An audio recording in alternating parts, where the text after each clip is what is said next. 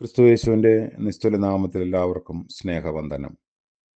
ഇന്നത്തെ നമ്മുടെ ധ്യാനത്തിനായി വിശുദ്ധ മത്തായി എഴുതിയ സുവിശേഷം 8-ാം അധ്യായം 5 മുതൽ 8 വരെയുള്ള വാക്യങ്ങൾ. മത്തായി 8-ന്റെ 5 മുതൽ 8 വരെ. അവൻ കപർന്നഹൂമിലെത്തിയപ്പോൾ ഒരു ശതാധിപൻ വന്ന് അവനോട്, കർത്താവേ, എൻ്റെ ബാല്യക്കാരൻ പക്ഷവാതം പിടിച്ച് കഠിനമായി വേദനപ്പെട്ട് വീട്ടിൽ കിടക്കുന്നു എന്ന് അപേക്ഷിച്ചു പറഞ്ഞു. അവനവനോട്, ഞാൻ വന്ന് അവനെ സൗഖ്യമാക്കുമെന്ന് പറഞ്ഞു. അതിന് ശതാധിപൻ, കർത്താവെ, നീ എൻ്റെ പുരയ്ക്കകത്ത് വരുവാൻ ഞാൻ യോഗ്യനല്ല. ഒരു വാക്കു മാത്രം കൽപ്പിച്ചാൽ എൻ്റെ ബാല്യക്കാരന് സൗഖ്യം വരും. ഞാനും അധികാരത്തിന് കീഴുള്ള മനുഷ്യൻ ആകുന്നു. കർത്താവിൻ്റെ പരിശുദ്ധ നാമം വാഴ്ത്തപ്പെടട്ടെ. കർത്താവ് കപർന്നഹൂമിൽ പ്രവേശിക്കുന്നതായി വിശുദ്ധ മത്തായി രേഖപ്പെടുത്തുന്നു. ഒരു റോമൻ പട്ടാള ഉദ്യോഗസ്ഥനായ ശതാധിപൻ യേശുവിനെ സമീപിക്കുന്നു.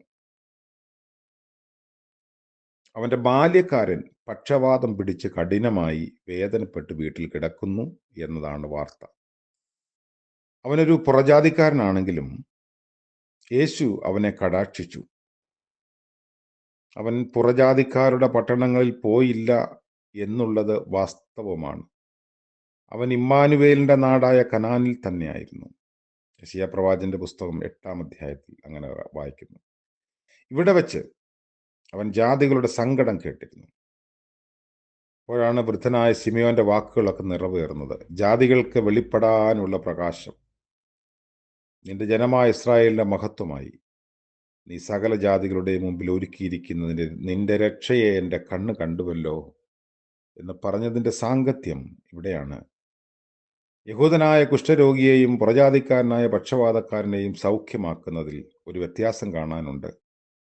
യഹൂദനെ തൊട്ട് സൗഖ്യമാക്കുന്നു. ഇവിടെ ഈ പുറജാതിക്കാരൻ കുറെ അകലെയാണ്. വചനമുഖാന്തരം വചനമയച്ച് സൗഖ്യമാക്കി. ദൈവത്തിന് മുഖപക്ഷമില്ല.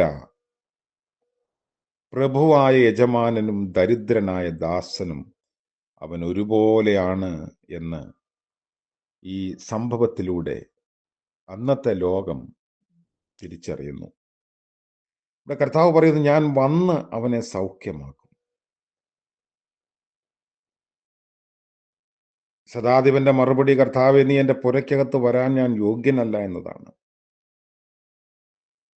ഒരാള് ഗുണപ്പെടാനുള്ള ഏക മാർഗം അവൻ അയോഗ്യനാണ് എന്ന് സമ്മതിക്കുകയാണ്.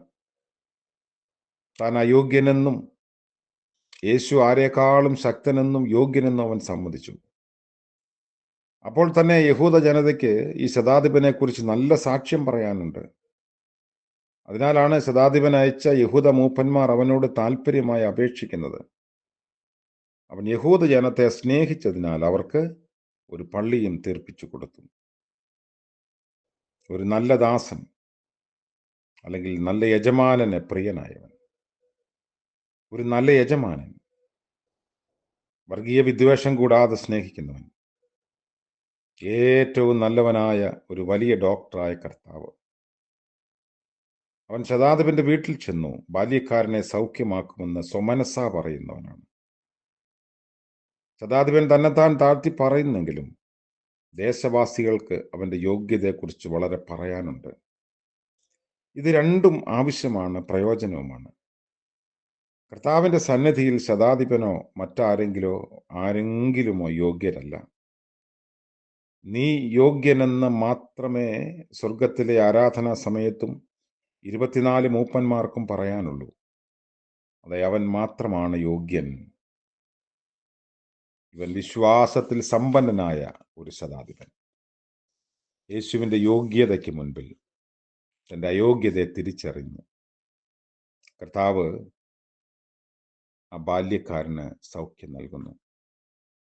ശതാധിപൻ തൻ്റെ മകന് വേണ്ടിയോ മകൾക്ക് വേണ്ടിയോ അല്ല യേശുവിൻ്റെ അടുത്ത് വരുന്നത്. ഒരു ജോലിക്കാരന് വേണ്ടിയാണ്. എൻ്റെ ബാല്യക്കാരൻ. ആ ഒരു വിശ്വാസത്തെ കർത്താവ് ശ്ലാഘിക്കുകയും അങ്ങനെ സൗഖ്യദായക ശുശ്രൂഷ നിറവേറ്റപ്പെടുകയും ചെയ്യുന്നു. നമ്മുടെ അയോഗ്യതയെ ദൈവം മുൻപാകെ സമ്മതിക്കുമെങ്കിൽ നമ്മുടെ ഏത് വലിയ പ്രശ്നമായാലും, ലോകത്തിന് പരിഹരിക്കാൻ സാധിക്കാത്ത ഏത് വലിയ പ്രശ്നമാണെങ്കിലും കർത്താവിൻ്റെ സന്നിധിയിൽ അതിന് പരിഹാരമുണ്ട്. അതിന് ദൂരകാല വ്യത്യാസങ്ങളൊന്നുമില്ല. എത്ര ദൂരെയായിരുന്നാലും ദൈവം തൻ്റെ വചനമയച്ച് നമുക്ക് സൗഖ്യവും വിടുതലും തരും. ഒരു വലിയ വിശ്വാസത്തോടും ബോധ്യത്തോടും ഇന്ന് പകൽക്കാലം ജീവിപ്പാൻ കർത്താവ് നമ്മളെ സഹായിക്കട്ടെ. പ്രാർത്ഥിക്കാം. കരുണ നിറഞ്ഞ വാഴ്ത്തപ്പെട്ട ഞങ്ങളുടെ സ്വർഗീയ പിതാവേ, അനുഗ്രഹീതമായ പുതിയ ദിനത്തിൻ്റെ പ്രഭാതം ദാനമായി ഞങ്ങൾക്ക് നൽകിയതോർത്ത് സ്തോത്രം. ഇന്നത്തെ പകൽക്കാല ജീവിതത്തിൽ അവിടുത്തെ കരുണയിലും കൃപയിലും അടിയങ്ങൾ ആശ്രയിക്കുന്നു. കുലുങ്ങാതിരിപ്പാൻ ദൈവമേ ഞങ്ങളെ ബലപ്പെടുത്തണമേ. തിരുമുഖത്തേക്ക് നോക്കുന്നു, അപ്പാ പിതാവേ എന്ന് വിളിക്കുന്നു. ഞങ്ങളുടെ വിശ്വാസത്തിൽ ഞങ്ങൾ ഒട്ടും ചോർന്നു പോകാതെ ധൈര്യത്തോടെ നിൽപ്പാനുള്ള കൃപ നൽകണമേ. യേശുമിശിഹാ മൂലം പ്രാർത്ഥിക്കുന്നു, ദയവോടെ കേൾക്കുമാറാകണമേ. ആമേൻ. സകല ബുദ്ധിയെയും കവിയുന്ന ദൈവത്തിൻ്റെ അളവറ്റ സമാധാനവും അനുഗ്രഹവും ഇന്നും എന്നേക്കും നമ്മോടുകൂടെ ഉണ്ടായിരിക്കുമാറാകട്ടെ. ആമേൻ.